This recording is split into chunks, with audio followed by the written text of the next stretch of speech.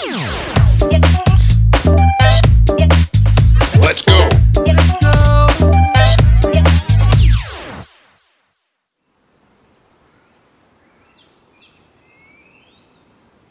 On va procéder à la plantation des fraisiers. La bâche a été mise en place. On va planter dans un premier temps des fraisiers qui sont en godet, comme on les trouve couramment dans le commerce.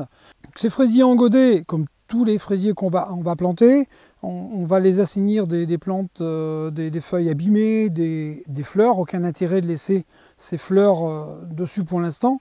Le fraisier, ce qu'on va lui demander, c'est de faire de l'enracinement. Il faut qu'il s'implante pour mieux produire au printemps et à l'été prochain.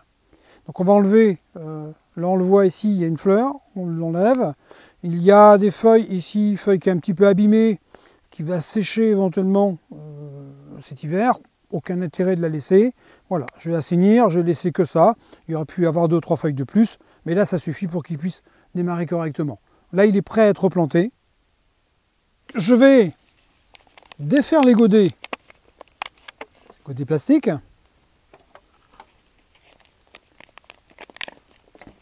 Pour procéder à la plantation. Petite chose à ne pas faire si vous avez beaucoup de racines, ce qui n'est pas le cas sur celui-là, sinon on aurait tendance quand même à avoir un effet de chignon. L'effet de chignon, c'est les racines qui ont commencé à bien coloniser le pot, des racines qui vont continuer à tourner sur elles-mêmes et mal se développer une fois plantées. Ce n'est pas le cas pour celui-là, c'est un tout petit peu plus pour celui-là. Donc on va décompacter un peu. Voilà, on n'a pas peur d'abîmer un petit peu les racines, c'est pas grave, elles se régénèrent facilement la racine. Mes plants sont prêts à être plantés, je les ai nettoyés, j'ai décompressé un petit peu les racines. Maintenant on va procéder à la plantation. La bâche a été incisée avec une paire de ciseaux auparavant, cette toile tissée, je l'écarte, j'y fais un trou à peu près à la profondeur du godet. Je positionne le plant, je rajoute la terre que je viens d'enlever, je la rajoute autour, profondeur de plantation, là on le voit ici, voilà, à hauteur de la bâche, pas trop profond, parce qu'on va l'asphyxier, on n'enterre pas le collet, pas trop en surface non plus, parce que c'est un plant qui va sécher par la suite. Voilà, là il a pris sa place, je rapproche la bâche tout autour, et on le verra tout à l'heure, tout va être recouvert de paillage. Donc la plantation des fraisiers, elle se fait soit à partir de godets que vous avez fabriqués vous-même, que vous avez acheté dans le commerce, ou alors en racines nues. Racines nues qu'on peut trouver aussi encore dans le commerce, ou alors tout simplement les plants issus de vos fraisiers, de la planche de fraisier précédente. Vous avez sélectionné des rejets, des stolons. Ces stolons, ça donne ça. On va devoir les replanter. Avant de les planter, on les nettoie.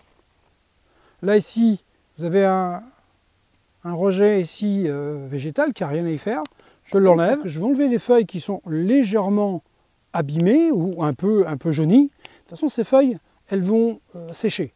Ce qui risque de se produire dans un mois ou plus. Pendant l'hiver, vous allez avoir des feuilles qui sont jaunes. Peut-être que vous allez vous inquiéter à juste titre. Mon fraisier ne prend pas. Qu'est-ce qui se passe ? C'est tout simplement une maturité normale de certaines feuilles chez le fraisier. C'est la finalité de ces feuilles. Alors on fait une taille sanitaire, ce que j'appelle une taille sanitaire, de façon à avoir un plant qui est propre. Ça c'est la partie aérienne, on fait la même chose dessous. On voit très bien ici énormément de racines, il y a ce qu'on appelle un chevelu très important. Si je plante mon fraisier comme ça, au fond du trou, voilà ce qui va se produire. Je vais l'écraser au fond du trou et mes racines vont avoir cette position-là. Qu'est-ce qui se passe? Eh bien, les racines cherchent un petit peu l'orientation. L'orientation se fait plus ou moins bien et mon fraisier va reprendre avec difficulté. Alors, ce que je fais, tout simplement, je fais une taille. Alors, 1/3, 2/3, voire les 3/4, suivant l'importance. On va laisser 2 cm, 2-3 cm maximum. Voilà. Et là, on voit que je vais avoir un système racinaire qui va s'adapter au fond du trou, que je vais poser, qui ne va pas se retourner. Les racines qui repartent comme ça à l'envers n'ont jamais donné de bons résultats. On va procéder à la plantation de ce fraisier qui a été préparé. La bâche, elle est incisée, cette toile tissée. j'y fais un trou, un peu plus profond que la longueur des racines, pour avoir un peu de terre meuble en dessous. Je positionne mon plant, sans appuyer très fort, hein, sinon on va retourner encore des racines. Je le positionne sans appuyer trop au fond, d'où l'intérêt d'avoir un trou un petit peu plus profond que moi. Je positionne mon plant, je resserre un peu la terre autour, toujours la profondeur au niveau du collet, la bâche et le collet doivent être au même niveau. Je rapproche la terre, je tasse légèrement et le reste se fera tout simplement par l'arrosage. Mes fraisiers sont plantés. On va procéder à l'arrosage. Alors pourquoi l'arrosage? C'est évident pour tout le monde de faire un arrosage lorsque le sol est sec. Par contre, lorsqu'il est un peu frais, l'automne, il a plu, le sol est déjà frais, on voit moins l'intérêt d'arroser. Pourquoi arroser? Tout simplement, l'eau va entraîner un petit peu de terre, va venir enrober les racines, que ce soit du godet, et encore plus important pour les racines nues, il faut absolument que la terre vienne coller aux racines. On a deux façons de le faire, soit je tasse énormément lors de la plantation, j'asphyxie le plant, ou je le fais avec un arrosage, et l'arrosage va venir lécher, va venir enrober tout simplement ses racines. Donc l'arrosage, eh bien c'est de l'arrosage, c'est pas une cuillère, c'est pas un petit verre d'eau que je vais y mettre, c'est vraiment un arrosage. Voilà l'arrosage sur un plant. Ça, voilà. Il faut vraiment que ça descende jusqu'au niveau des racines. Donc il faut mettre un demi-litre, 1 litre par plant. Voilà. Et là, mes plants, aucune crainte, ils ne sont pas asphyxiés, simplement ça va ressécher très vite, l'eau va descendre, hein, va s'épandre dans le sol. Et là, vous comprenez qu'avec une quantité d'eau comme ça, eh j'ai emmené de la terre au contact des racines et on a une reprise assurée. Nos fraisiers viennent d'être plantés, on les a arrosés copieusement. Maintenant, on procède à un paillage.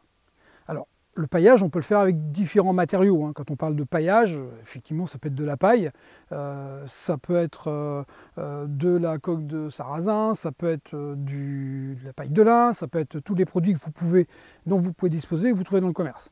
Alors pourquoi je fais du paillage? Alors que vous avez pu le voir, je suis déjà sur une toile tissée. Donc il y a déjà un paillage avec cette toile. La toile tissée, elle est synthétique. Lorsqu'il va faire chaud, elle va monter en température, elle va dessécher anormalement le sol qui est en dessous. Pire que ça, cette toile, lorsqu'elle monte en température, elle va brûler certaines feuilles et notamment des fruits. Les fraises qui vont subir des brûlures avec cette bâche qui est chaude. Donc il faut faire un écran. On va faire un écran thermique pour éviter ces brûlures.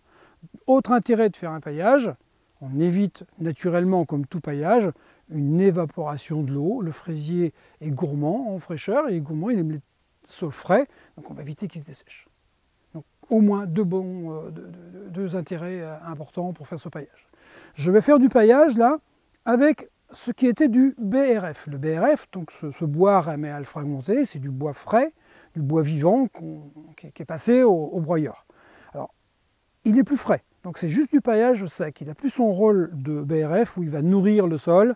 Il n'a plus maintenant, quelques mois après le broyage, il n'a plus qu'un rôle de paillage. Donc le BRF, ce bois qui va me servir de paillage,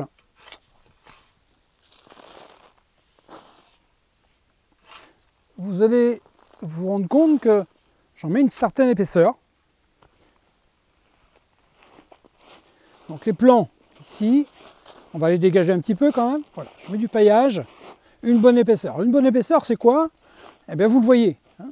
Là, vous avez la bâche, les feuilles de fraisier. Je mets 2 à 3 cm, 4 cm de paillage. C'est la quantité pratiquement indispensable pour remplir le rôle dont je vous parlais, à la fois écran thermique et hydrique, hein, pour éviter que le sol se dessèche. En plus, si quelques indésirables, quelques adventices avaient l'idée de passer autour du fraisier, on les étouffe encore un peu plus avec ce paillage. Voilà. Et là, nos fraisiers sont en place sans subir d'aucune conséquence pour toute la saison.